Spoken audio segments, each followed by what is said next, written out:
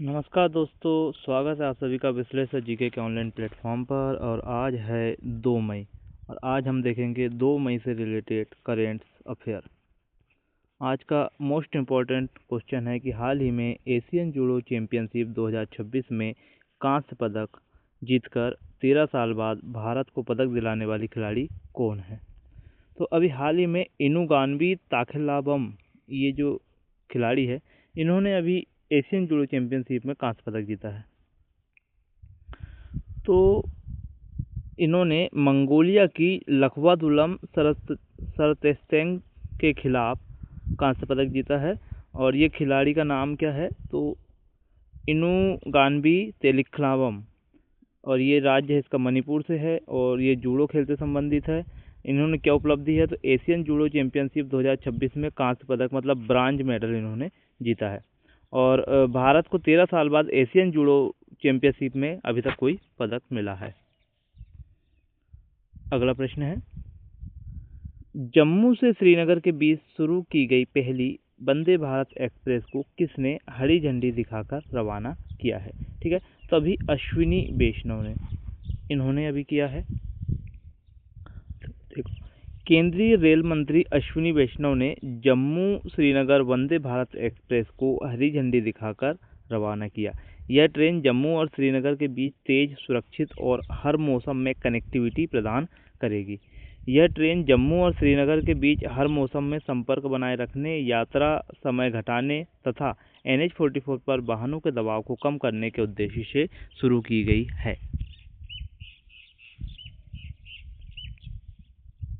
अगला प्रश्न है, कतर सुपर स्टॉक 600 चैंपियनशिप जीतने वाले पहले भारतीय राइडर कौन बने। बहुत इंपॉर्टेंट क्वेश्चन है क्योंकि पहला भारतीय ने यह करके दिखाया है। ठीक है, तो अभी हाल ही में जोहान इमैनुअल ने यह कर दिखाया है। इनकी देखें तो जोहान इमैनुअल जो है कतर सुपर स्टॉक 600 चैंपियनशिप जीतने वाले पहले भारतीय राइडर बन गए हैं। और 19 वर्ष के चेन्नई के राइडर ने, कहाँ के निवासी है, चेन्नई के, अप्रैल 2026 में हुए अंतिम राउंड में दोनों रेस जीतकर 2025 का खिताब हासिल किया था। और उन्होंने कावासाकी ZX-6R पर सवार होकर यह ऐतिहासिक जीत हासिल की है। अगला प्रश्न है, प्रतिवर्ष 1 मई को विश्व भर में अंतर्राष्ट्रीय श्रमिक दिवस मनाया जाता है। भारत में यह पहली बार दिवस कब मनाया गया था। ठीक है, जैसे कि कल आपका 1 मई था और हमने देखा कि अंतर्राष्ट्रीय मजदूर दिवस कल मनाया गया। तो इन्होंने पूछा कि भारत में पहली बार कब मनाया गया था, तो भारत में पहली बार मनाया गया था 1 मई 1923 को। तो दुनिया भर में मजदूरों के अधिकारों के सम्मान में हर साल 1 मई को 1 मई दिवस या श्रमिक दिवस के रूप में मनाया जाता है। भारत में इसकी शुरुआत 1 मई 1923 को चेन्नई, तब उसका नाम मद्रास था, में लेबर किसान पार्टी ऑफ हिंदुस्तान द्वारा की गई थी। बहुत इंपॉर्टेंट है। इसी दिन भारत में पहली बार लाल झंडे का उपयोग भी किया गया था। बात करें अंतर्राष्ट्रीय श्रमिक संघ या ILO की, तो संयुक्त राष्ट्र की एक विशेष एजेंसी है जिसे 1919 में स्थापना इसकी की गई थी। और इसका मुख्यालय आपको मिलेगा जिनेवा, स्विट्जरलैंड में। अगला प्रश्न है, अप्रैल मई 2026 में आयोजित भारत और उज्बेकिस्तान के बीच संयुक्त सैन्य अभ्यास जिसका नाम है डस्टलिक 2026 का आयोजन कहाँ पर किया गया। ठीक है, तो ये अभी नमंगन नाम का जो शहर है उज्बेकिस्तान में, यहाँ पर इसका भी क्या किया गया, आयोजन यहाँ पर किया गया है। ठीक है, तो अभी हम देखेंगे इसकी डिटेल।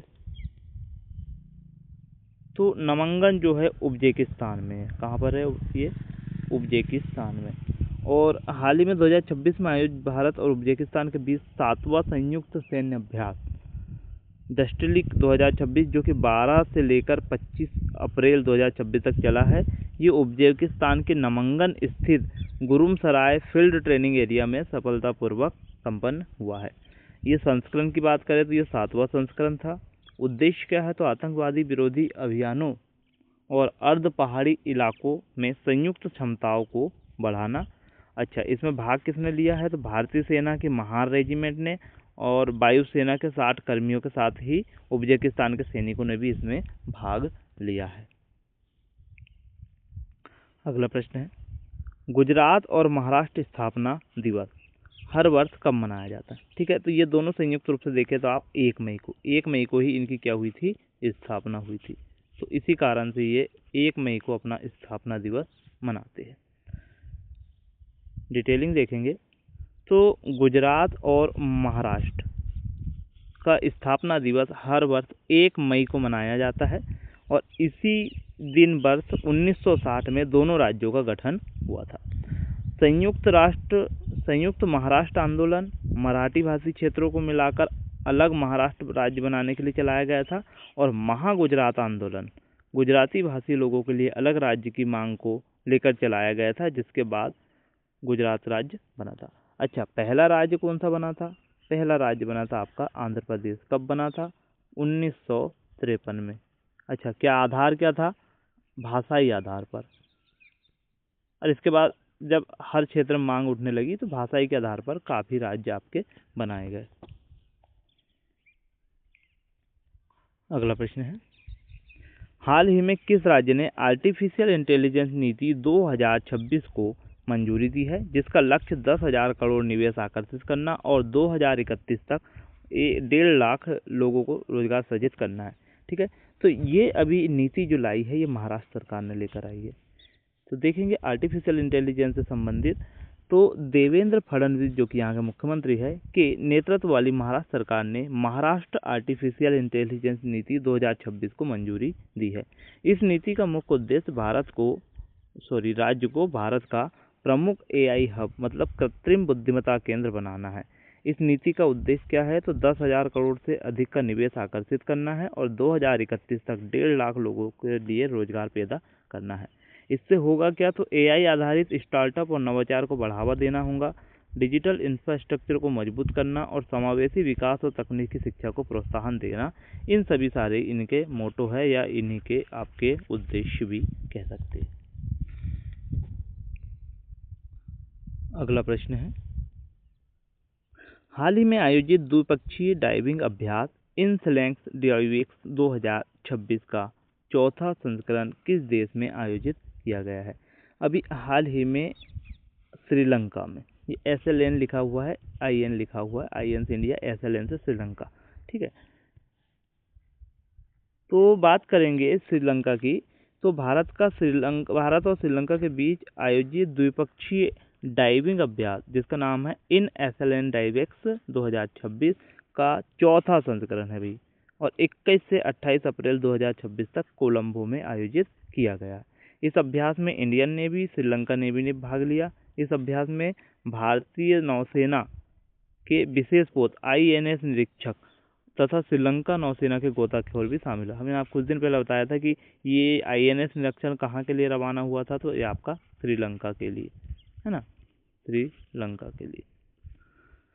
अभ्यास का उद्देश्य क्या है? तो समुद्री सुरक्षा सहयोग को मजबूत करना, गोताखोरी एवं बचाव अभियानों में तालमेल बढ़ाना, हिंद महासागर क्षेत्र में शांति और स्थिरता को सुनिश्चित करना और दोनों देशों की नौसेनाओं के बीच में समन्वय बढ़ाना इसका मुख्य उद्देश्य है।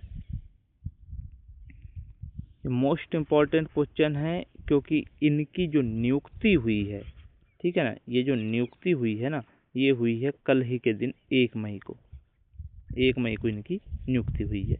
तो हाल ही में रक्षा लेखा नियंत्रक महालेखाकार के रूप में किसने कार्यभार संभाला है? ठीक है, रक्षा लेखाकार। तभी हाल ही में अनुग्रह नारायण दास ने CGDA के रूप में कार्यभार संभाला है। तो देखते हैं अनुग्रह दास के बारे में। अनुग्रह नारायण दास ने रक्षा लेखा नियंत्रक महालेखाकार के रूप में कार्यभार संभाला है।